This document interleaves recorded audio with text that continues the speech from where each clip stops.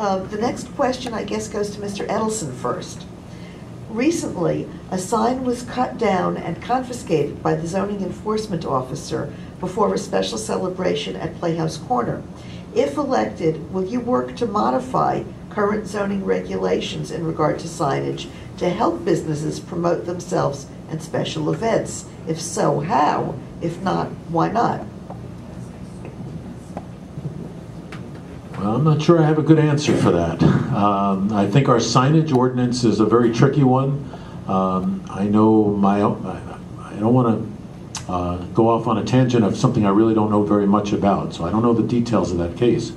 But I would say I was very disappointed we had an election last year, a year ago, where signage, from my personal point of view, got out of control. And I think it really deteriorated the look and feel of this town by the large signs that went up. And we can start pointing fingers, but it's not very useful about who did what first and who did this. And sometimes it sounded a little bit about my children, he hit me back first. But the real thing that bothered me is that I was then the chair of the Democratic Town Committee, and I approached the chair of the Republican Town Committee. And I said, wouldn't it be good if we approach this problem? Because I think it was really one of these classic examples where you're trying to balance aesthetics and political speech. And in the case I think you're talking about, you're trying to balance aesthetics and information dissemination.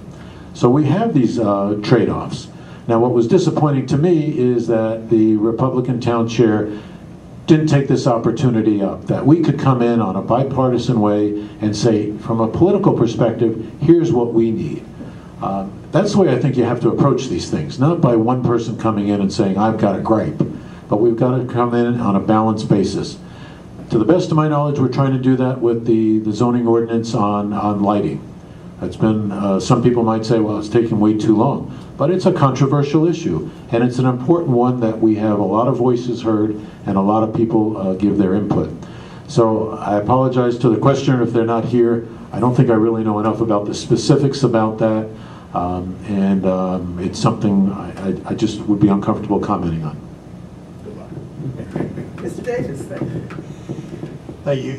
Signage has always been a problem with me. As a businessman for 40 years, you have to have someone to see your business by signs. The underlying problem was the town fathers way back didn't want the town of Southbury to look like the Boston Post Road. Now this is always what I had heard from the first time I came into the Planning Commission. We don't want Southbury to look like the Boston Post Road, so they regulated the signs. I think they over-regulated the signs, and I've been working for 30 years trying to get the Zoning Commission to understand the businessman's point of view when it comes to signage. Down near me in Southford, we have Yvonne's Diner. It's inside a little alcove, inside a little shopping center. If you don't know it's there, you don't know it's there. And the town has had problems with them putting these nice A-frame signs out in front saying we're open or the menu or what. I, as a businessman, don't have a problem with that, but then you always have someone who wants a little bigger A-frame and wants maybe a light on it at night, and it becomes out of control. So I have asked the Zoning Commission about 6 weeks ago to hold hearings like they did to redo their sign regulations as they've done their lighting regulations. That should be the next regular step. Now with the advent of LED lighting, which was never envisioned when these regulations were put forth, they're very intense light, and it's offensive in a lot of cases. There has to be a compromise situation between the businessman and the town to get sensible signage regulations in place that are enforceable. That's another thing, many of these sign regulations just aren't enforceable. Political signs are a whole different animal. We put up with them for a month before before an election. I don't see a real problem. I agree with Ed. It got out of hand a few years ago. Hopefully this year we'll keep it more in tune. But there is this big battle that they're having in Woodbury about free speech and political free speech. And these people probably do have a point. So I think that the way to do that would be to get sensible regulations in place. Obviously, they won't be there for this season, but maybe in 2 years, and so that everybody can get their message out and get their candidacy acknowledged, and yet not be offensive to the general populace of our town. Any rebuttal, Mr. Edelson? Well, just related to the signage, I will just say that our campaign is going to try and will keep within the current regulations. We will not have any large signs, 3 foot by 6 foot or whatever they were last time. So I'm committed to trying to get our message out, but do it in a tasteful way that I think is consistent with the way things have been done before. Okay, Mr. Davis, anything further? We'd appreciate that. Thank you. This next question, I believe, goes to Mr. Davis first. For some time, the town charter has stated that a person cannot serve on more than one town board or commission at a time. At the time of the charter revision, this was not even brought up for discussion or review. Should the charter have been amended to change the ban? Why or why not? I was not on the Charter Commission, so I don't really know what their thinking was on that. I think my own personal thoughts on that are no, you shouldn't serve 2 masters. You should serve on one committee or the other. Many times they're not in conflict with one another, but who's to decide that? I think that the overall policy should be, no, you should pick one commission, important commission, and stick with it. Mr. Edelson? Well, I'm glad to hear Bill say that, and because I agree completely. I think this kind of segregation and clear understanding of when you vote, what are you voting for? We take oaths when we go on a commission to uphold the rules and the laws of those or the regulations regarding that commission. And that's why I'm really perplexed why the Republican Town Committee has nominated a person to run for the Board of Selectmen when that person is already on the Board of Education. Now, I think they've used a distinction that the Board of Education is a regional board and not a town board. But to me, this is not a true distinction, and it goes right to Bill's point. We won't know whether that Board of Selectmen person is representing, when they vote, are they representing the Southbury Board of Selectmen, or are they representing the Board of Education? Who are they really thinking about? So I think what we've got here is an example where the Republican Town Committee has done a disservice to this community by flaunting the spirit of the charter, which basically, as Bill said, recognizes the need to keep one person to one board at a time. Mr. Davis? It is allowed by charter. I don't know the RTC's reasoning behind doing that. In Middlebury, for example, Joe Rock is running for First Selectman, and he's also on the Board of Education. So it is not unique to the town of Southbury. Anything further, Mr. Edelson? I just want to be sure that I was clear.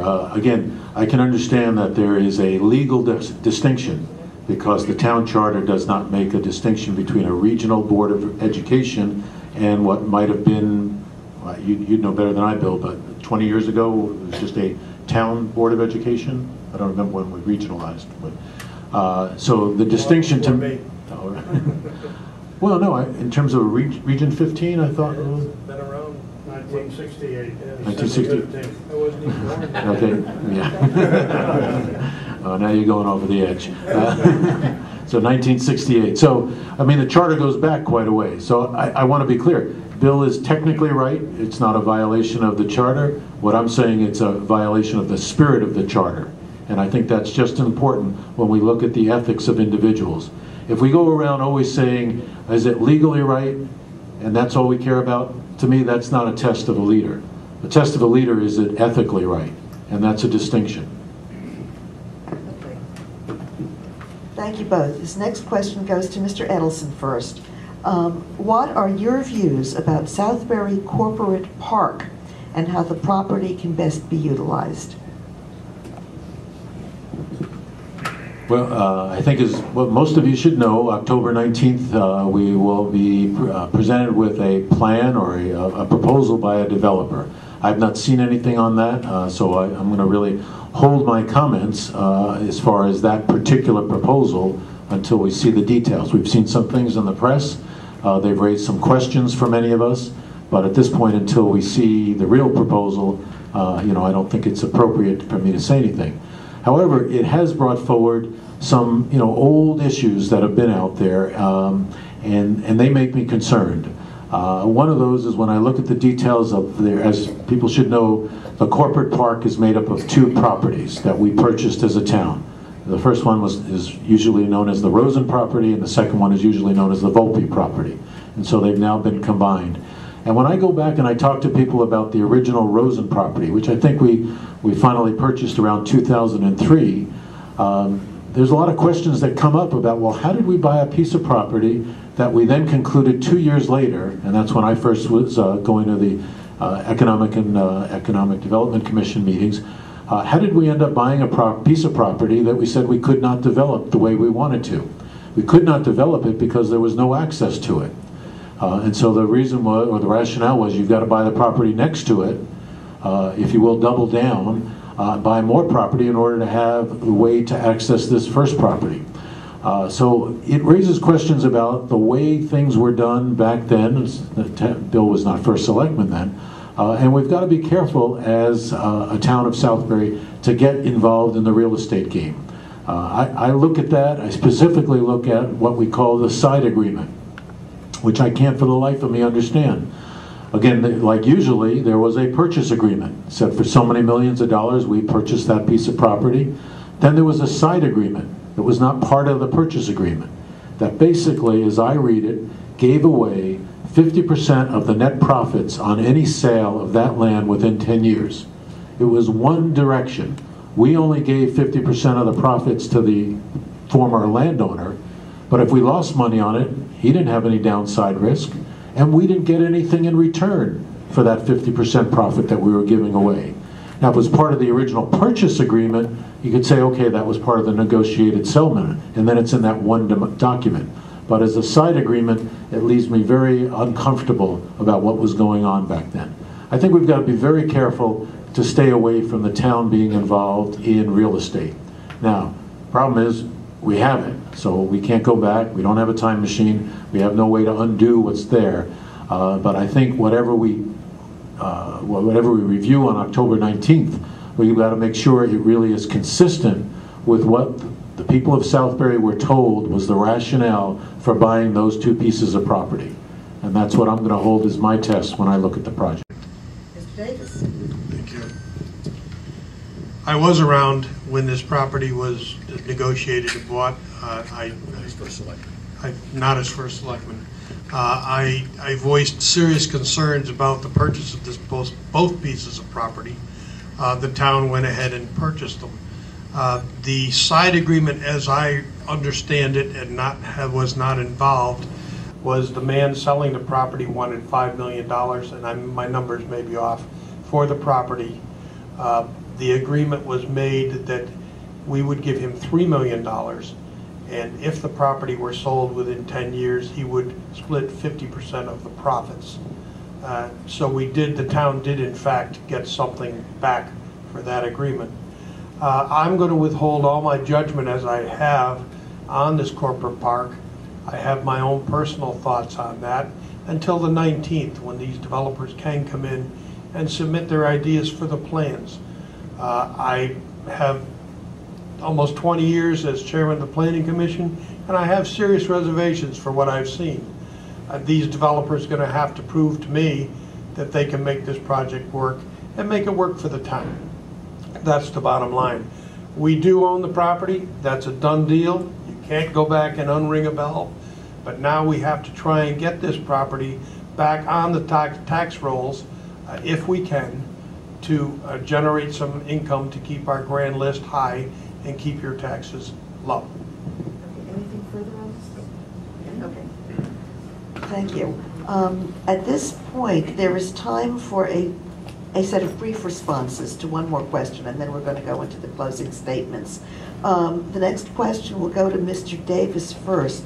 In these difficult economic times, briefly, what are your plans for maintaining the needed level of services for the town of Southbury, while at the same time keeping the mill rate at a relatively low level? we have been making plans and changes to the way the town does business that are minor and that you probably don't even notice. When we had 2 full-time employees from the library retire, we replaced them with 4 part-timers. Now that doesn't sound like much, but it saves the town 40% in benefits because part-timers do not get the benefits. We calculate the benefits at about 40% of their salary. So this is what we've been doing over the period of time. As people retire or move on, we've hired new people either at a lower rate or when we can fill full-time positions with part-time positions. Salaries are the greatest part of the budget, and it's the part of the budget that you can control the easiest. But you always want to be cognizant that these townspeople, excuse me, are used to a high level of service. And they expect that, and they deserve that, and we're going to try and give that to them. Mr. Edelson. Well, let me start by saying I really do believe we're going to have some very tough times ahead of us as a community. I think we have already enough anecdotes that people are suffering in various ways behind their doors. And I think what we need to do more is gather together as a community, bring all of our capabilities, whether it's the religious organizations, the service organizations, together to say we're much better if we work together, if we collaborate to try to ease the suffering that people are going through in these times. I think one very small example is we've got to highlight or maybe start by relocating our food bank to a more central location. And we've got to work with other people to make sure they're aware of the food bank and keeping it as well stocked as possible. And make sure that everybody's aware of these things, or aware of these services that we already provide. A lot of it, as Bill referred to earlier, by the goodness of a lot of volunteers. Again, it goes back to the need to instill more volunteerism in town. I think I've already spoken to, my job, our job as First Selectman is to constantly look to changing things, using new technology to improve our efficiencies. I think that's critical to the way we do things. And the other is to really be more engaged with the community in conversation. We've got to do better at communicating what's going on so everybody's aware. I think that comes through using technology, and again, I think my campaign is a good example of this, where we've been out there communicating what it is we want to do, why we want to do it, and engaging people in that. As I say, I think there's a lot of technology out there that can help us do that, bring us together as a community. These are going to be tough times. I think that's the time when you want a community to pull together, recognize that we've all got to help each other out. I don't think we want new government programs. I'm not at all promoting that. But I'm saying we could do better with better leadership to bring the community together to help each other with the resources we have in town. And so that would be my answer. I just want to say that people in this town are very, very generous people. They give to the fuel bank. They give to the food bank. At Christmas time, they give the Christmas presents for the needy kids. We have nothing to hang our heads about in this town for giving donations. Any further, Mr. Edelson? All right. Very good. We now get to the closing statements, and luck of the draw back and forth. The first closing statement will be given by Mr. Edelson, and the second closing statement will be given by Mr. Davis. Mr. Edelson. Well, I'd just like to close by saying I am really proud of the campaign that I've run along with my whole team for First Selectman, because I believe we've already improved the nature of the discourse in this town for the better. I think we now have our current leaders talking about strategic planning after years of it not being addressed. I think I've highlighted and helped to identify the need for a more aggressive approach to information technology utilization, both to improve efficiency and to improve accessibility and transparency of government. I think the fact that we worked so hard to bring Charter here tonight and to work towards streaming this is a good example of using technology to provide more information to people, in this case about their candidates. I placed the Southbury Training School future clearly at the forefront of our town's thinking, and not leaving it to languish for a decade as a publicly discussed topic. It's time we had a public discussion about it. I have generated new incentives to look at the issues of youth activities, both by reminding our Board of Selectmen of their commitments to examine previously generated recommendations, as well as to look at alternatives that were right in front of our face all the time, like relooking at the use of the Grange Hall at Community Park. And I've highlighted the need to take a more progressive use at the proper use of volunteers. I have done this via a well thought out campaign plan that we began back in April. We did not achieve everything we wanted to do in the plan, and we did many things we did not envision in the plan, but we had a plan. We kept reviewing, we kept on going, and we kept adjusting. Make your plan and work your plan. That's the adage that I've been preaching for many years. We attracted great people to our team who were excited about what we were doing, and they wanted to help and participate. And as I say, I'm very proud of what we have done. And we accomplished this within our budgets for both the committed expenditures we anticipated as well as the revenues we thought we could generate. So, if you like the way we planned and executed our campaign, you're going to love what we do in Town Hall if you give us your vote on Tuesday, November 8th. Mr. Davis. I want to say it's been a pleasure to serve the people and businesses of Southbury. I enjoy my job, and I welcome the opportunity to continue serving each and every one of you. My job is made much easier by the experienced staff and knowledgeable volunteers who actively participate in the management of this town. My 30 years of experience on the Planning Commission have provided me with unique insight into business and citizen expectations. I helped to grow Southbury at a comfortable pace for its residences. It's a great town, and your businesses help make it easier. Southbury residents don't have to leave town to buy items they want or to obtain services they need for their daily life. During tough economic times, a balanced budget, lower taxes, and holding the line on spending are imperative. Under my administration, we have proven our ability to act prudently during tough economic times. We know that it's your money we're spending, and we justify each and every penny. We will continue to strive towards improved town services and efficiencies without increasing spending, because we can't afford more taxes, and you can't either. Thank you for allowing me to come and speak to you this evening.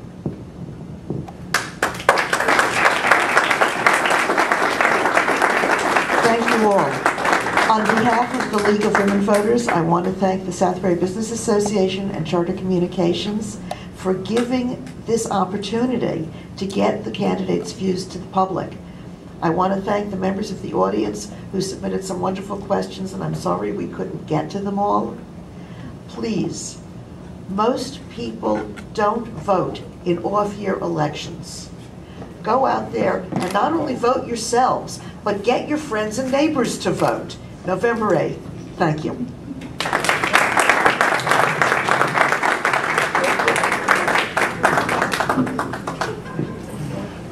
Thanks to both of our candidates, Ed Edelson and Bill Davis, and to our moderator for the League of Women Voters, Jean Rabinow. And I'd like to invite all of you to the back of the auditorium for baklava, care of the Mad Greek Pizza, one of our own hometown right on Main Street, Southbury. And many thanks to them for the wonderful food, as well as to our Lake Wine and Spirit providers of our beverages, right on Main Street, Southbury as well.